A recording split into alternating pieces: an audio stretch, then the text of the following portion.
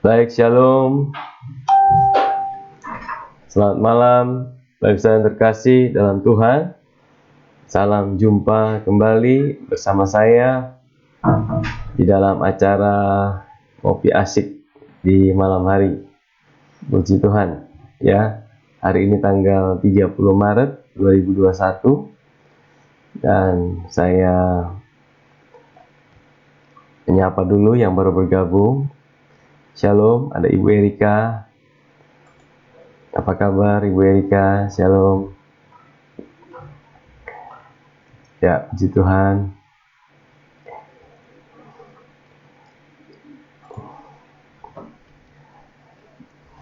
Haleluya. Ada siapa lagi yang baru bergabung? Puji Tuhan. Ya, tidak terasa bahwa kita sudah hampir di perayaan Paskah, ya. Dan kita beberapa hari lagi kita akan merayakan Jumat Agung dan juga Paskah. Puji Tuhan. Shalom, Kakak Bende. Ada shalom Ibu Sri Darmayanti. Puji Tuhan. Apa kabarnya? Haleluya. Ya.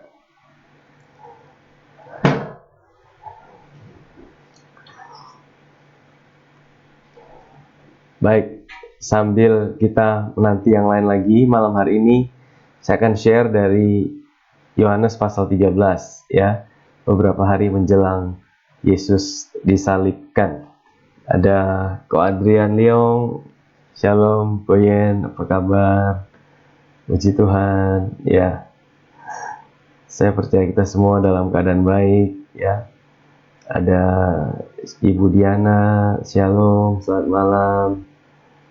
Puji Tuhan, ya. Baik, saya akan putarkan sebuah lagu, ya. Dan sambil kita mempersiapkan hati kita sebelum kita mendengarkan kebenaran firman Tuhan, ya. Dan lagu ini berjudul Tuhan Selalu Menolongku. Lagu ini adalah lagu yang saya nyanyikan sendiri, saya cover dan diiringi oleh keyboard. Selamat menyaksikan. Tuhan memberkati.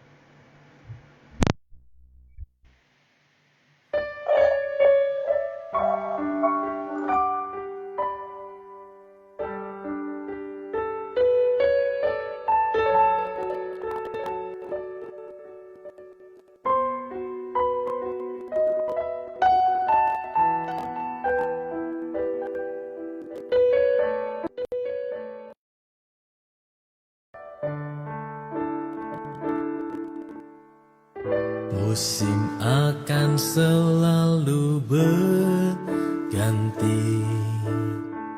kasih Tuhan tetap abadi,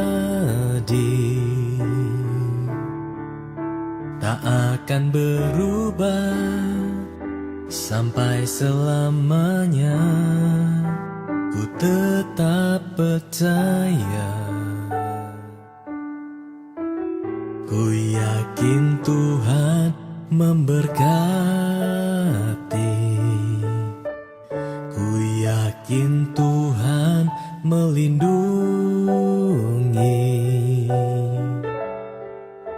Burung di udara Tuhan pelihara, karena kasih-Nya.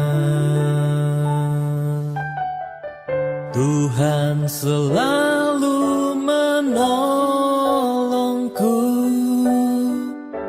selalu menjagaku. Sehelai di rambutku tak akan terjatuh tanpa seizin-Mu.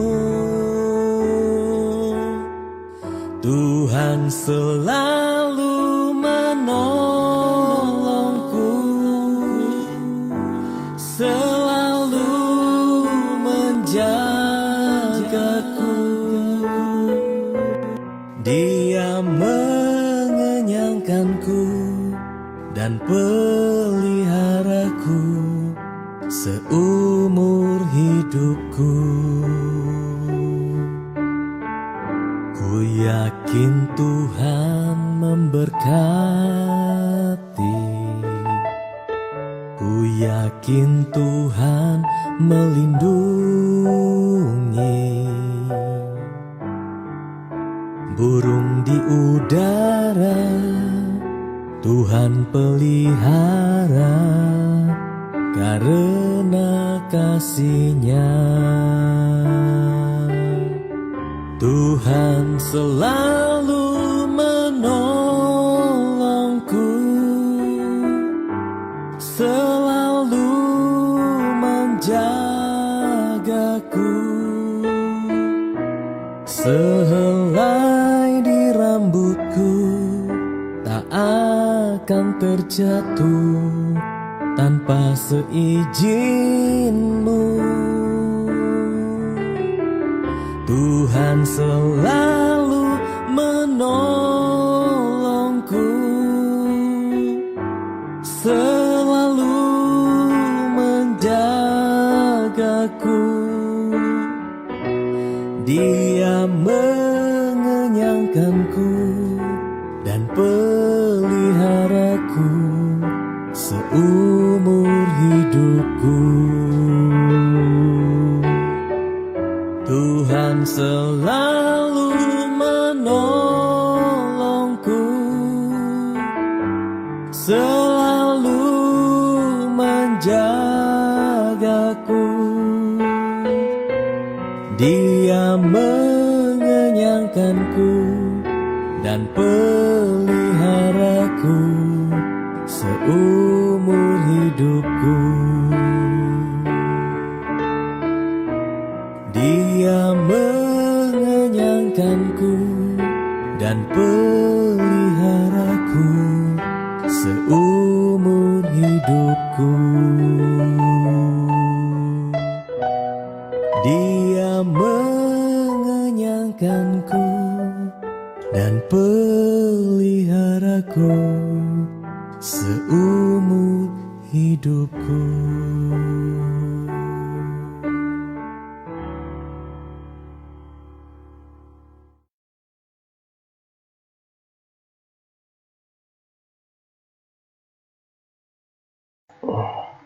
Haleluya. Puji Tuhan ya. Tuhan selalu menolong kita dalam setiap musim kehidupan kita. Apapun yang sedang kita jalani, musim apapun yang sedang kita hadapi, kita percaya bahwa kita punya Tuhan yang setia. Amin. Dia Tuhan yang selalu ada buat kita, bukan hanya ketika kita dalam keadaan baik-baik saja, tapi dalam setiap situasi yang sedang kita jalani dalam hidup ini, kita punya Bapa yang setia, ya. Puji Tuhan. Dan hari ini saya mau share dari Injil Yohanes pasal 13, seperti yang saya janjikan. Dan di dalam Injil Yohanes pasal 13 ini, saudara, kita akan melihat salah satu pengajaran Tuhan Yesus yang sangat penting dan cukup penting menurut saya, karena kalau kita melihat dari Yohanes pasal 12, itu adalah beberapa hari menjelang Yesus itu naik di atas kayu salib. Nah, kita akan lihat Yohanes pasal 19 itu dia di atas kayu salib, saudara. Jadi, kalau kita bisa melihat 30% dari Injil Yohanes itu sebenarnya ditulis beberapa hari menjelang dia naik di atas kayu salib. Jadi kita bisa melihat bahwa kalau sesuatu yang ditulis, ya, kalau sesuatu itu dituliskan itu menjelang daripada seseorang itu meninggal, saudara, saya bisa melihat bahwa itu ada sesuatu yang sangat penting yang sedang mau disampaikan, ya. Dan saya percaya bahwa ini adalah satu pesan yang penting yang Yesus ingin tunjukkan buat murid-muridnya, yaitu tentang pengajaran yang diberikan, saudara. Nah, saya ingin tunjukkan ayatnya, saudara, Yohanes pasal yang ke-13. Saya akan bacakan dulu buat kita, dan kemudian saya akan jelaskan apa arti dari apa yang Yesus lakukan ini, saudara, ya. Saya akan tunjukkan ayatnya.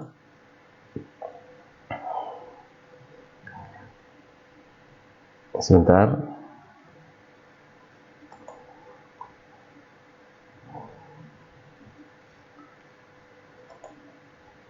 Oh, ada sedikit gangguan. Oke, bentar.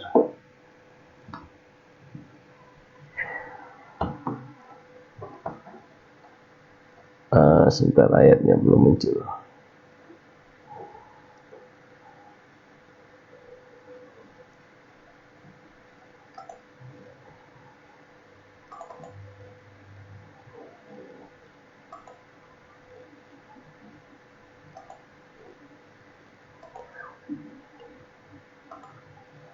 Ya, sudah muncul.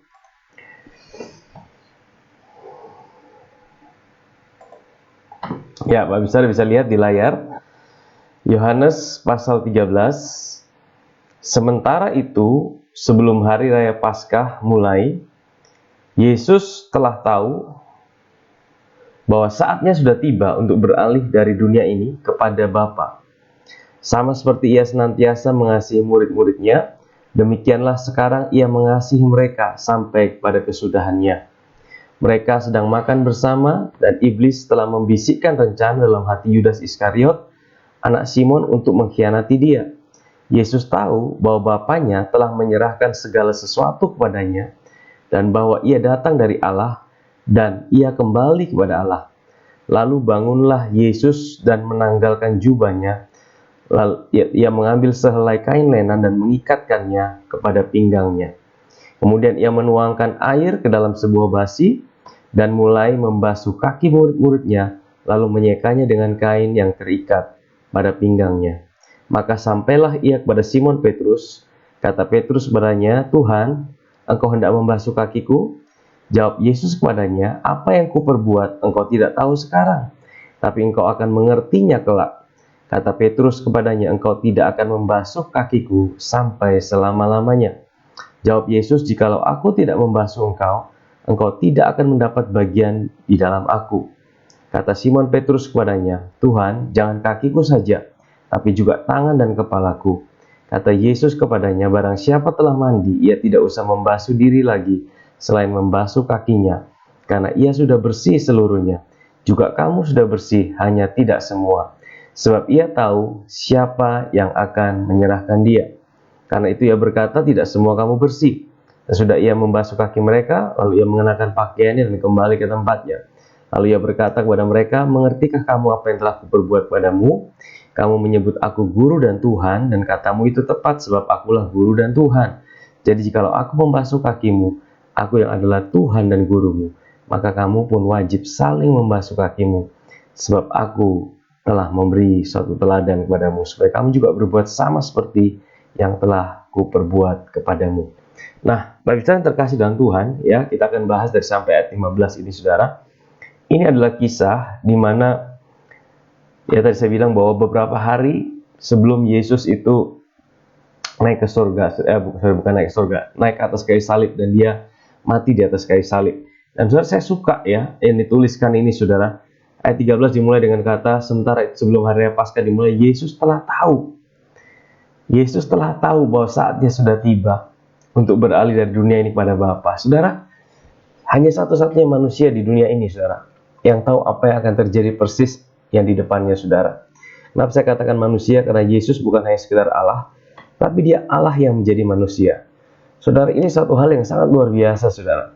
Dia punya satu keyakinan penuh, dia punya satu kepastian, saudara, apa yang akan terjadi. Kita tidak pernah tahu apa yang akan terjadi di masa depan kita. Kita tidak pernah tahu apa yang terjadi besok. Kita tidak pernah tahu apa yang terjadi 1 minggu lagi. Tapi kita hanya tahu bahwa kita punya seorang pribadi yang tahu akan apa yang ada di depan kita, saudara. Ya, dan firman Tuhan katakan Yesus telah tahu bahwa saatnya sudah tiba dan beralih dari dunia ini kepada Bapa.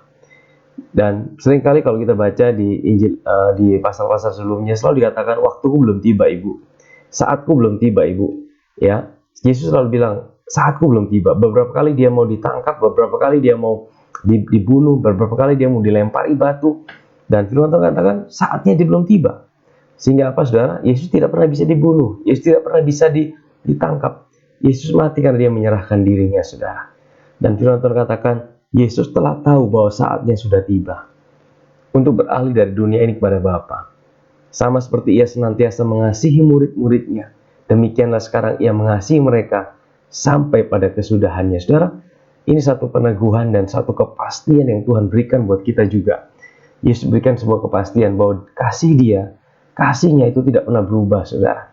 Tidak tergantung situasi, tidak tergantung keadaan, tidak tergantung musimnya baik atau tidak. Ya, Yesus sejak kata senantiasa itu dia selalu mengasihi murid-muridnya. Dan dia juga akan mengasihi mereka sampai pada kesudahannya. Itu dia buktikan di atas kayu salib, saudara. Dan kasih yang sama juga, saudara, Tuhan juga berikan kepastian buat kita, buat saudara dan saya, apapun yang saudara hadapi. Yesus berikan kita sebuah kepastian bahwa kasihnya itu tetap sama, tidak pernah berubah, saudara. Dan ayat yang kedua dikatakan apa? Mereka sedang makan bersama. Ini adalah makan Paskah, saudara. Ya, makan Paskah yang terakhir. Dan iblis telah membisikkan rencana dalam hati Yudas Iskariot, anak Simon, untuk mengkhianati Yesus. Saudara, ya, jadi iblis mempengaruhi Yudas, dan Yudas memang dasarnya dia serakah dan dia suka mencuri. Saudara, akhirnya itu menjadi celah buat dia. Dia tergoda untuk mengkhianati Yesus dengan 30 keping perak, saudara. Dia pikir, ya, dia bisa jual Yesus. Sebenarnya dia tidak pernah bermaksud untuk membunuh Yesus. Dia hanya pengen dapatkan keuntungan, saudara. Tapi akhirnya dia menyesal, saudara, di akhir daripada apa yang dia lakukan. Di akhirnya dia bunuh diri, saudara. Ya. Ayat yang ketiga dikatakan apa? Yesus tahu, sekali lagi dikatakan Yesus tahu bahwa Bapaknya telah menyerahkan segala sesuatu kepadanya, dan bahwa ia datang dari Allah dan ia kembali dari Allah. Saudara, ini satu peneguhan yang luar biasa. Ya, dikatakan bahwa Yesus tahu bahwa Bapaknya telah menyerahkan segala sesuatu. Segala sesuatu termasuk apa? Termasuk saudara dan saya. Kita semua ada di tangan Yesus, saudara. Ya, kita semua ada di tangannya, dan kita telah diserahkan dalam tangan Yesus, dan bahwa Yesus datang dari Allah dan ia kembali kepada Allah. Saudara, tidak ada yang, kalau kita tahu siapa diri kita, kalau kita tahu kita akan kemana, kalau kita tahu apa yang akan kita lakukan, saudara, itu memberikan kita sebuah kedamaian, saudara. Kalau ada kita tahu sebuah kepastian siapa kita dalam Kristus, ada sebuah kekuatan, saudara, dan Yesus tunjukkan itu. Dia tahu siapa dia. Dia tahu apa yang Bapa serahkan sama dia. Dan dia tahu dia datang dari siapa. Dan dia tahu dia akan kembali kemana. Saudara, ini sebuah peneguhan identitas yang sangat penting sekali, saudara. Nah, ayat yang keempat dikatakan apa? Lalu bangunlah Yesus dan menanggalkan jubahnya. Ya, dia menanggalkan, dia punya jubah luar, saudara. Dan kalau saudara tahu, jubah Yesus itu jubah yang sangat indah, ya, saudara, ya. Kalau saudara perhatikan waktu dia di atas kayu salib, jubahnya itu, saudara, itu diundi sama tentara-tentara Romawi, karena mereka lihat ini jubah yang mahal, tidak ada jahitannya, saudara. Ya, maksudnya potongannya itu sangat halus sekali, saudara, dari kain sutra. Saudara ingat jubah Yusuf, saudara, ya, jubah Yusuf yang mahal juga, saudara. Nah, saudara, ini menggambarkan satu gambar yang indah. Saya akan jelaskan, saudara. Lalu bangunlah Yesus, menanggalkan jubahnya, lalu ia mengambil sehelai kain lenan dan mengikatkannya kepada pinggangnya. Kemudian ia menuangkan air dalam sebuah basi dan mulai membasuh kaki murid-muridnya, lalu menyekanya dengan kain yang terikat pada pinggangnya itu. Saya akan jelaskan nanti, saudara. Maka sampailah ia kepada Simon Petrus. Kata Petrus kepadanya, Tuhan, engkau tidak membasuh kakiku. Jawab Yesus kepadanya, apa yang kuperbuat engkau tidak tahu sekarang, tetapi engkau akan mengertinya kelak. Saudara, seringkali kita mengaplikasikan, ya, kejadian ini, apa yang Yesus ajarkan, dengan kita dalam sebuah retreat, dalam sebuah camp kerohanian. Kita saling membasuh kaki, kita selalu pakai baskom, ada kain, dan kita membasuh kaki sesama kita sebagai bukti kita merendahkan diri. Saudara, itu tidak salah, dan itu satu nilai-nilai yang bagus, nilai-nilai kehambaan dan nilai kerendahan hati yang kita mau bangun, saudara. Tetapi firman Tuhan katakan, saudara, Yesus berkata bahwa apa yang aku perbuat engkau tidak tahu sekarang. tetapi engkau akan mengertinya kelak. Saudara, kalau Yesus sedang ajarkan tentang merendahkan diri, ya, murid-muridnya langsung tahu pasti. Yesus adalah guru, Yesus adalah Tuhan mereka. Dan Yesus merendahkan diri. Kalau Yesus cuma sekedar ajarkan tentang kerendahan hati, pasti mereka udah tahu, saudara. Tapi kenapa Yesus berkata, apa yang ku berbuat engkau tidak tahu sekarang, tapi engkau akan mengertinya kelak. Kelak sesudah Yesus mati, saudara, maksudnya itu. Apa ya? Artinya Yesus sedang mau bilang gini, apa yang aku lakukan ini bukan sekedar apa yang kelihatan di fisik ini, tapi ada arti di balik apa yang aku lakukan ini, dan arti itu sangat penting, saudara. Nah, saudara lihat, ayat yang keempat tadi dikatakan, lalu bangunlah Yesus dan menanggalkan jubahnya. Sebenarnya seperti sebuah gambaran yang indah, saudara. Yesus yang adalah Allah, dia pakai jubah yang indah. Tapi ketika dia jadi manusia, dia harus tanggalkan jubahnya itu. Jubah keilahiannya. Ya, jubah itu dia tanggalkan dan dia mengosongkan dirinya jadi manusia. Dia ikatkan dirinya dengan kain lenan. Ini bicara apa? Dia mengikatkan dirinya menjadi sama seperti saudara dan saya. Tetapi ini sebuah gambaran yang indah, saudara. Ya. Nah, kemudian apa lagi, saudara? Saya akan jelaskan ayat yang berikutnya, ayat yang ke-8. Kata Petrus kepadanya, engkau tidak akan membasuh kakiku sampai selama-lamanya. Petrus merasa dia tidak layak. Siapa dirinya? Ya. Tapi Yesus bilang apa, saudara? Jawab Yesus, jikalau aku tidak membasuh engkau, engkau tidak akan mendapat bagian dalam aku. Saudara, apa artinya ini? Ya, dikatakan jikalau aku tidak membasuh engkau, engkau tidak akan mendapat bagian dalam aku. Saudara, kalau saya buka dalam bahasa Inggrisnya, saudara, ya, saya tunjukkan bahasa Inggrisnya.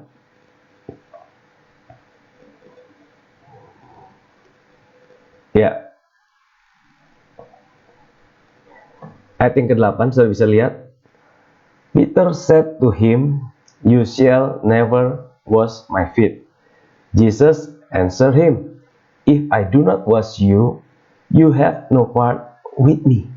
Ya, saudara, perhatikan. You have no part with me. Bukan you have no part in me. Tapi you have no part with me. With me itu artinya apa? Bersama. Kalau in me itu di dalam. Apa bedanya in dan with? Ya, ini beda, saudara. Dalam bahasa Inggrisnya kurang tepat. Dalam bahasa Indonesia dikatakan, kata Petrus padanya, engkau tidak akan basuh kakiku sampai selama-lamanya. Jawab Yesus, jikalau aku tidak membasuh engkau, engkau tidak mendapat bagian dalam aku. Perhatikan kata dalam aku. Tapi di dalam bahasa Inggrisnya dikatakan, Peter said to him, you shall never wash my feet. Jesus answered him, if I do not wash you, you have no part with me. Ya, dan saya akan jelaskan, saudara. Ayat 9 dikatakan, kata Simon Petrus kepadanya, Tuhan, jangan hanya kakiku saja, tapi juga tanganku dan kepalaku. Saya perhatikan ayat 10. Kata Yesus kepadanya, barang siapa telah mandi, ia tidak usah membasuh diri lagi selain membasuh kakinya, karena ia sudah bersih seluruhnya. Juga kamu sudah bersih, hanya tidak semua. Saudara, maksudnya apa, saudara? Apa hubungannya? Yesus bilang, mandi sekalian. Maksudnya apa?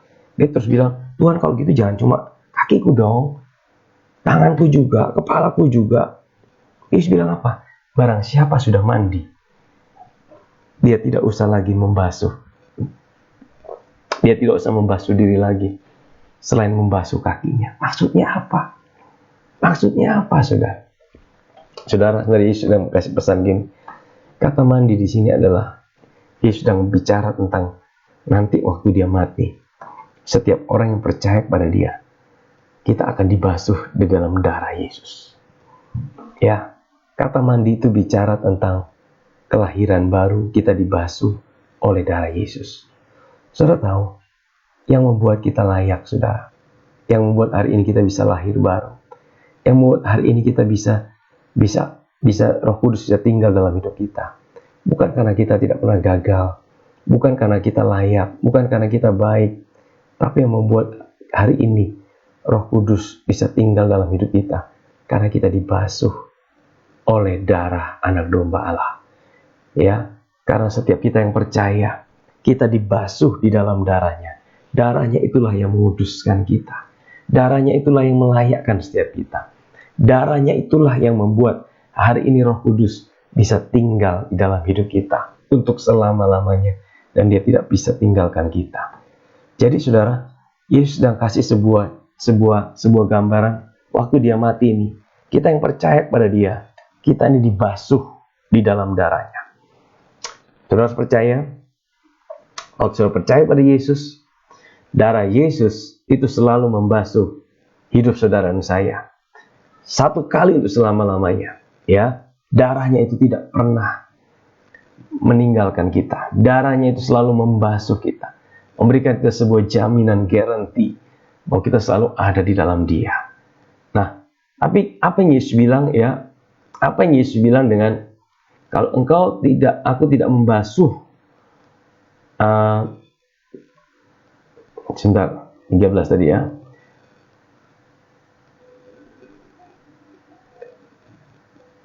Ya, jikalau aku tidak membasuh engkau tidak mendapat bagian di dalam aku. Tapi di dalam bahasa Inggris saya katakan with me, bersama aku. Apa artinya ini, saudara? Ya. Nah, ini bicara tentang apa? Ini bicara tentang Yesus mengajarkan membasuh kaki itu, saudara. Ya, kaki itu dipakai untuk apa, saudara? Kaki itu dipakai untuk perjalanan. Kaki itu dipakai untuk kita berjalan. Saudara, tahukah saudara? Ada satu korban di dalam perjanjian lama, itu ada 5 korban yang ditulis dalam kitab Imamat, saudara. Ya, korban-korban itu semua bicara tentang korban Yesus. Tapi ada satu korban, itu ditulis di dalam kitab Numbers, ya, bilangan, ya, bilangan. Kitab bilangan itu sebenarnya dalam bahasa aslinya Bamidbar, itu artinya itu bicara tentang in the wilderness. In the wilderness itu artinya kitab itu ditulis dalam perjalanan, ya, di dalam perjalanan. Saudara tahu ada satu korban yang dituliskan di dalam kitab bilangan itu, saudara. Itu sepertinya dia terpisah sendiri dari korban-korban yang lain ada di dalam kitab Imamat. Tahukah saudara itu korban apa? Korban lembu merah, abu lembu merah, saudara. Jadi orang Israel itu lembu merah itu dibakar, ya, sampai jadi abu. Kemudian abu itu dicampur dengan wangi-wangian, dicampur dengan hisop, dengan apa semua yang wangi-wangi, terus dibakar jadi abu. Dan abu itu, saudara, itu akan dicelupkan di dalam satu baskom air, saudara. Dan air itu digunakan untuk mentahirkan, ya, air pentahiran namanya. Nah, saudara tahu kenapa itu ditulis dalam kitab bilangan, yaitu kitab perjalanan? Sepertinya korban ini ditujukan buat orang-orang Israel yang sedang dalam perjalanan. Dan ini Yesus kutip ini, saudara, dengan dia membasuh kaki. Ya, apa gunanya membasuh kaki? Supaya kakinya bersih. Ya, supaya kakinya bersih. Kenapa supaya kakinya bersih? Saudara tahu bahwa makanan daripada iblis apa, saudara? Di dalam kitab di Taman Eden, saudara, waktu Tuhan membuat permusuhan antara manusia dengan ular, dikatakan bahwa debu tanah akan menjadi makananmu. Ya, kata ular pada Tuhan pada ular. Saudara tahu, seperti Yesus sudah kasih gambaran gini, kalau kaki kita kotor, saudara, itu ada banyak debu tanahnya.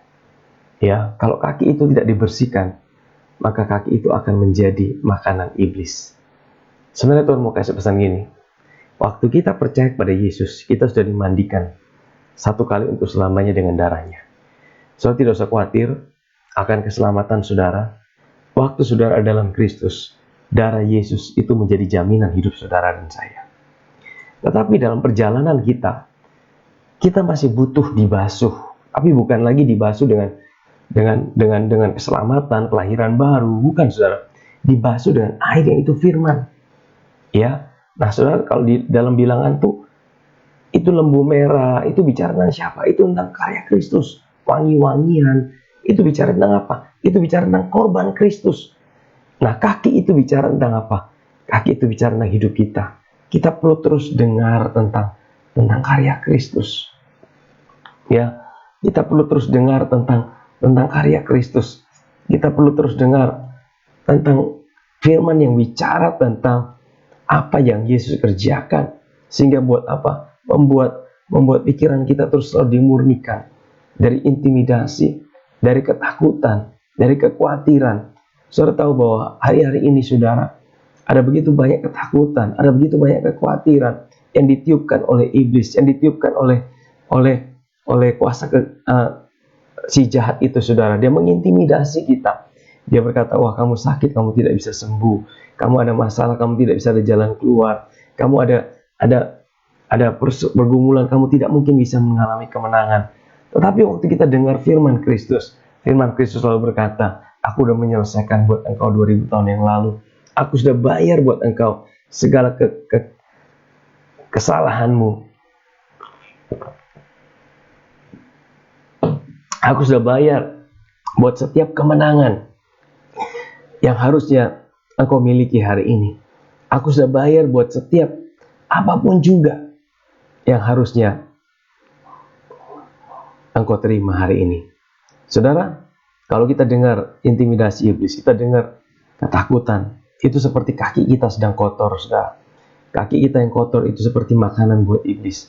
Dan dia selalu mengintimidasi kita. Nah, caranya bagaimana supaya kaki kita tidak kotor?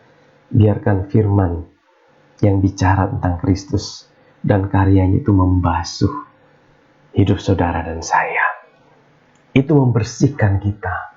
Dan waktu kita dibasuh dengan firman itu, saudara, iblis tidak punya hak lagi untuk mengintimidasi hidup saudara. Iblis tidak punya hak lagi untuk membuat engkau jadi takut, khawatir. Tapi ada kekuatan selalu dari Tuhan yang ada dalam hidup saudara dan saya. Puji Tuhan. Ya, kita kembali ke firman Tuhan, saudara. Saya akan jelaskan kembali dalam Yohanes pasal 13. Ya, sebentar.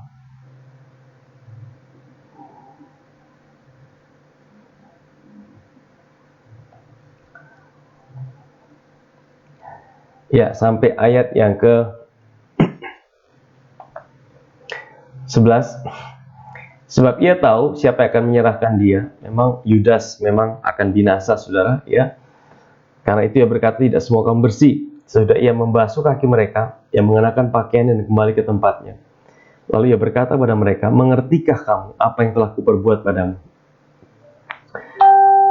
Kamu menyebut aku Guru dan Tuhan, dan katamu itu tepat, sebab memang akulah Guru dan Tuhan. Jadi jikalau aku membasuh kakimu, aku adalah Tuhan dan Gurumu, maka kamu pun wajib saling membasuh kakimu. Sebab aku telah memberikan suatu teladan padamu, supaya kamu juga berbuat seperti apa yang telah kuperbuat kepadamu. Nah, Bapak Ibu Saudara yang kasih dalam Tuhan, Tuhan Yesus memberikan kita sebuah teladan.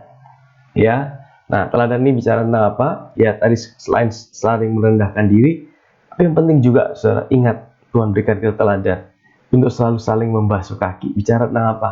Selalu bicarakan tentang firman Kristus. Bicarakan tentang karya Kristus. Ya, kalau ada rekan kita yang sedang dalam pergumulan, kalau ada sahabat kita yang sedang dalam pergumulan, beritahukan tentang janji Tuhan buat hidupnya. Jangan beritahukan tentang kelemahannya, kegagalannya. Jangan beritahukan tentang situasi yang buruk. Beritahukan janji Tuhan dalam kehidupannya. Beritahukan bahwa Tuhan ada buat hidupnya. Tuhan tidak pernah tinggalkan hidupnya. Saudara, seperti saudara sedang membasuh kakinya, saudara. Dan saudara membuat kakinya itu bersih. Dan kaki yang bersih itu, saudara, membuat iblis tidak punya hak dan akses untuk memakan sesuatu dari kehidupannya. Saya tidak tahu apa yang sedang saudara hadapi hari ini. Mungkin hari ini kau berkata, Tuhan, hidupku penuh dengan pergumulan. Tuhan, hidupku penuh dengan tantangan. Tuhan, sepertinya aku tidak pernah mengalami kemenangan. Saudara, jangan-jangan kaki saudara sedang kotor. Jangan-jangan kaki saudara sedang kotor. Izinkan Tuhan Yesus membasuh kaki saudara saat ini. Izinkan Tuhan Yesus membasuh kaki saudara hari ini. Ya, dan ketika Yesus membasuh kaki saudara, dengan apa? Dengan firman yang bicara tentang karyanya. Engkau ada kekuatan, engkau ada pertolongan, engkau ada kemenangan. Jangan biarkan intimidasi iblis melemahkan hidupmu. Jangan biarkan intimidasi iblis membuat engkau jadi lemah. Jangan biarkan ketakutan membuat engkau kalahkan situasimu. Tapi percayalah pada janji Tuhan yang Tuhan kerjakan di atas kayu salib 2000 tahun yang lalu. Dan dia sudah katakan itu. Engkau akan mengertinya kelak. Kapan itu kelak? Hari ini, saudara. Kita sebagai anak-anaknya, kita sebagai orang-orang perjanjian baru yang ditebus dengan darahnya, kita harus mengerti bahwa darah Yesus itu selalu ada buat kita. Kita selalu ada di dalam dia. Darahnya itu membasuh kita senantiasa. Kita tidak perlu lagi lahir baru 2-3 kali, tapi kita selalu membasuh kaki kita dengan apa? Dengan firman. Firman yang bicara tentang karya Kristus. Puji Tuhan. Ya, malam hari ini saya mau berdoa buat saudara, dimanapun saudara berada, apapun yang saudara hadapi hari ini. Sebelum kita berakhir malam hari ini, sekali lagi saya ingin putarkan sebuah lagu, dan setelah itu kita akan sama-sama berdoa. Saudara boleh tuliskan permohonan doa di kolom komentar. Sebentar saya akan berdoa buat saudara. Tuhan Yesus memberkati kita.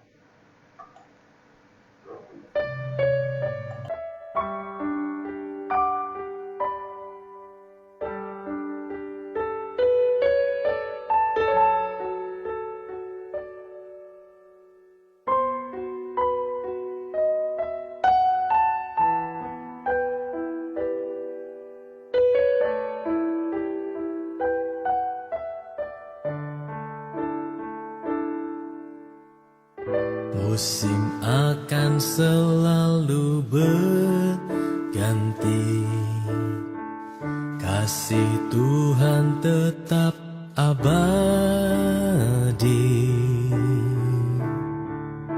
tak akan berubah sampai selamanya. Ku tetap percaya,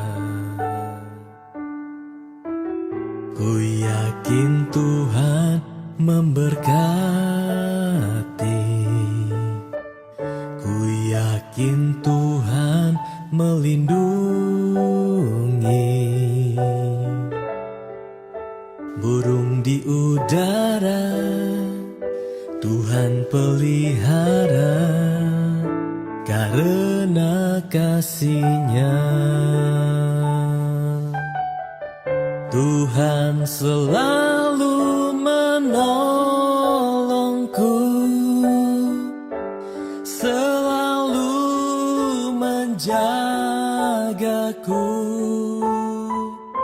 Sehelai di rambutku tak akan terjatuh tanpa seizin-Mu. Tuhan selalu menolongku, selalu menjagaku. Dia mengenyangkanku dan peliharaku seumur hidupku. Ku yakin Tuhan memberkati, ku yakin Tuhan melindungi. Burung di udara Tuhan pelihara, karena kasih-Nya. Tuhan selalu menolongku, selalu menjagaku. Sehelai di rambutku tak akan terjatuh tanpa seizin-Mu. Tuhan selalu menolongku, selalu menjagaku. Dia mengenyangkanku menyelamatkanku dan peliharaku seumur hidupku. Tuhan selalu menolongku, selalu menjagaku. Dia mengenyangkanku dan peliharaku seumur hidupku. Dia mengenyangkanku dan peliharaku seumur hidupku. Dia mengenyangkanku dan peliharaku seumur hidupku.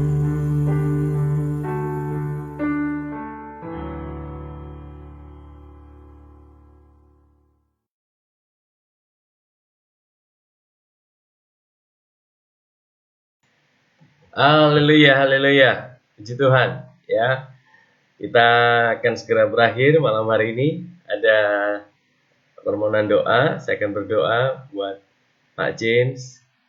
Saya percaya firman Tuhan yang bilang bahwa oleh bilur-bilurnya semua sakit penyakit sudah disembuhkan. Amin. Ya, saya percaya bahwa Pak James juga Tuhan sudah pulihkan, Tuhan sudah sembuhkan total, ya. Dan apa yang dirindukannya Tuhan sudah mendengarkannya. Baik, mari kita sama-sama kita berdoa malam hari ini. Puji Tuhan, kita satu hati. Bapa di sorga, kami mengucap syukur Tuhan buat anugerah-Mu buat kami semua. Malam hari ini Tuhan, di tengah-tengah apapun yang sedang kami alami, kami masih boleh ada dan kami boleh merenungkan firman Tuhan. Kami tahu Tuhan bahwa Engkau mencintai kami lebih dari segalanya. Engkau sudah mati buat kami. Engkau membasuh kami dalam darah-Mu. Dan kasih-Mu Tuhan, itu jauh lebih besar daripada setiap apapun yang sedang kami hadapi Tuhan. Kami sudah punya suatu kepastian di dalam Tuhan, bahwa Engkau selalu ada buat kami. Dan kami juga percaya bahwa kalau Engkau ada buat kami, Engkau tidak pernah tinggalkan kami Tuhan.